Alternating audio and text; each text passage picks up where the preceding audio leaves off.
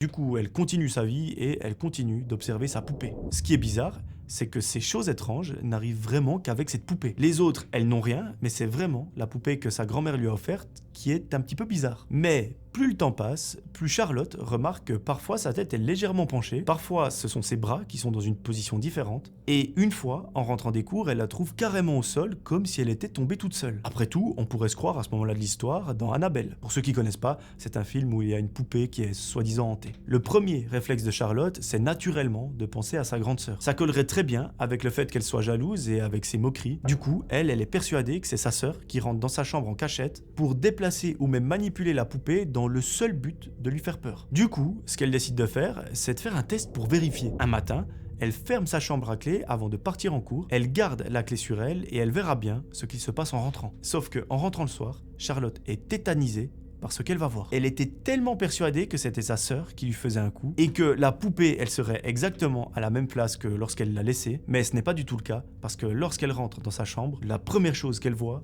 c'est que sa poupée a changé de place. Cette fois-ci, elle n'est plus sur l'étagère, elle est carrément sur le bureau, tournée vers la porte comme si elle attendait que Charlotte rentre. Autant vous dire que Charlotte, à ce moment-là, elle est pétrifiée. Elle décide de prendre sa poupée et de la remettre sur l'étagère. Elle commence à réfléchir et à se demander si ça ne serait pas la poupée qui aurait bougé toute seule. C'est absolument impensable pour elle qui ne croit pas aux fantômes ou encore au paranormal. Mais là, franchement, il n'y a aucune autre explication possible.